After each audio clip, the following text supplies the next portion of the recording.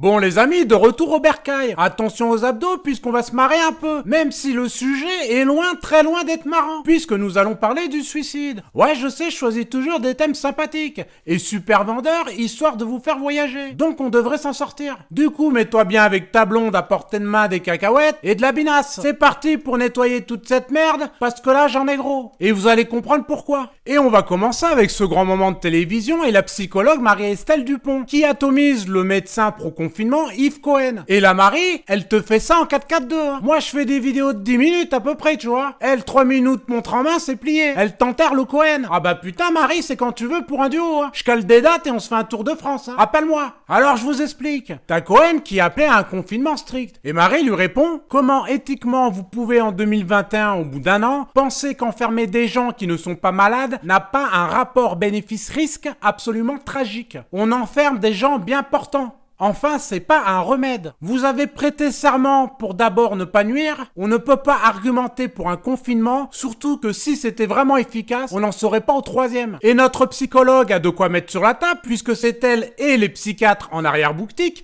qui récupèrent les dommages collatéraux. Tu comprends ?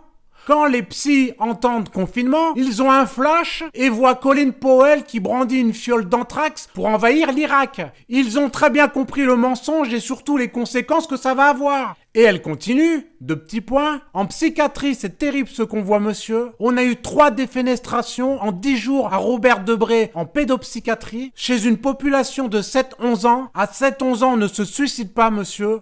On joue au Pokémon. Bon, après cet argument, là, Cohen, il cherche de l'air. Il est complètement paumé face à du 7-11 ans qui se suicide. Et le coup du Pokémon, ça l'a foutu KO. Il s'attendait pas à prendre Pikachu dans la tronche. Mais bon, le mec, il pense à ses sponsors qu'il a envoyés. Et donc, faut qu'il lâche de l'argument. Faut qu'il tienne la barre s'il veut sa piscine à bulles qu'il a promis à sa blonde. Tu vois ? Donc, dans un dernier élan désespéré, il nous lâche le fameux problème des réanimations blindées. 2 petits points. Très bien. Bah écoutez alors, je vais vous dire une chose. Venez en réanimation voir comment ça se passe. Donc là, c'est énorme. Hein. T'as Marie-Estelle qui lui dit que des 7-11 ans se jettent par la fenêtre et lui te sort l'argument de la réanimation. Normalement, tu fais le dos rond. Sauf que Marie-Estelle, elle est pas con. Elle le connaît, l'argument bidon des sponsors en blouse blanche. Elle est en embuscade, elle tient sa position, elle voit une oreille qui dépasse et bim dans ta gueule. Elle sait très bien que le problème d'Eli peut être réglé demain. Suffit déjà d'arrêter d'en supprimer. Ça a l'air con dit comme ça, mais c'est un calcul qu'on apprend au CP. Je peux vous le faire. Sachant que Paul est le 21e patient qui suffoque et qu'il y a 21 lits, mais que Pierre a viré un lit de l'hôpital pour faire des économies, que va-t-il se passer? Eh bien, Paul va crever comme une merde, parce que Pierre est un trou du cul. C'est aussi con que ça. Et on peut aussi demander aux cliniques de s'y mettre, de donner du budget à la santé au lieu de lui pisser dessus, et hop, on n'en parle plus. Demain, tout ça, c'est réglé, les gars. Sans confinement, sans masque, on peut faire péter les balmusettes et revenir à la mode de la lambada. Adieu la distanciation, à nous le Zouklov. Donc si le gouvernement ne le piche pas,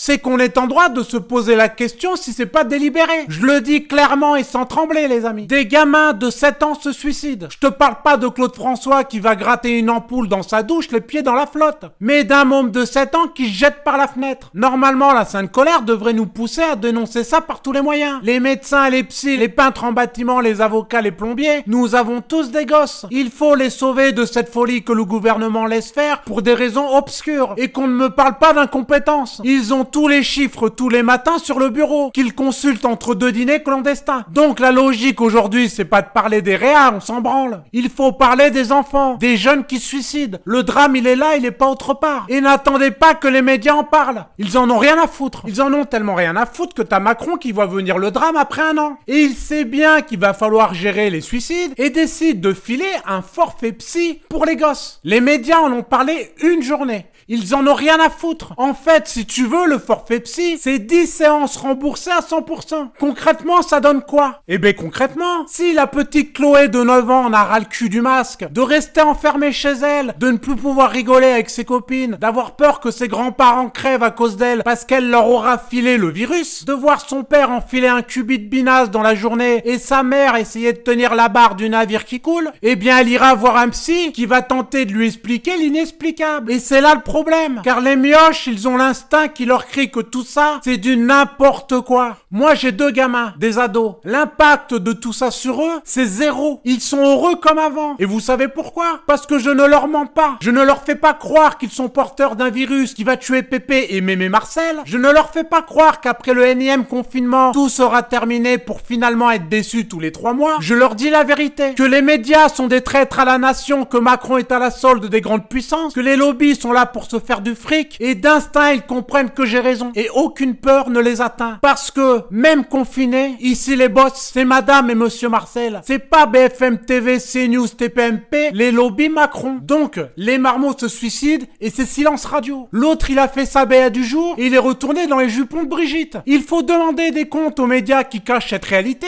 et je rappelle que ceux qui travaillent dans ces médias sont coupables de ce silence. Donc réveillez-vous, car ça va toucher tout le monde. Peu importe la taille de ton portefeuille, le mal du siècle il est là. Ils ne mourront pas du Covid, mais à cause du Covid. Bref, un grand merci à Marie-Estelle et courage aux psychologues, psychiatres qui vont avoir un boulot énorme qui a déjà commencé et dont on ne parle jamais. Mais ne vous inquiétez pas, aux médias en 442, on va en parler et pas qu'un peu. On va sortir les trompettes, les tambours, il y aura un orchestre et des troubadours, s'il faut. Donc que les professionnels de la santé nous contactent, nous ferons le boulot que ce gouvernement d'incompétents ne fait pas pour des raisons qui échappent à tout le monde. Notre mail est en dessous de la vidéo, sauvons nos enfants qui se suicident. Bref, c'est pas le passage le plus marrant de ma vidéo, mais fallait le dire. En attendant, mes amis, dans cet océan de merde, il y a des miracles et des rencontres magiques. Puisqu'avec le Médian 442, nous continuons d'avancer. Vous avez pu voir l'interview du professeur Perron, et croyez-moi bien que le bonhomme, il est remonté comme jamais. Il est d'une gentillesse incroyable, mais la vérité, ça lui tient à cœur. Donc, faut pas trop le gratter. Il a tendance à pas lâcher sa proie. Un grand merci au professeur. Achetez son bouquin, vous aurez tous les arguments pour faire fermer sa gueule au beau-frère qui croit tout savoir, en te bassinant sur le danger de ne pas porter un masque au milieu d'une plage déserte. Commence à nous gonfler celui-là aussi. Bref,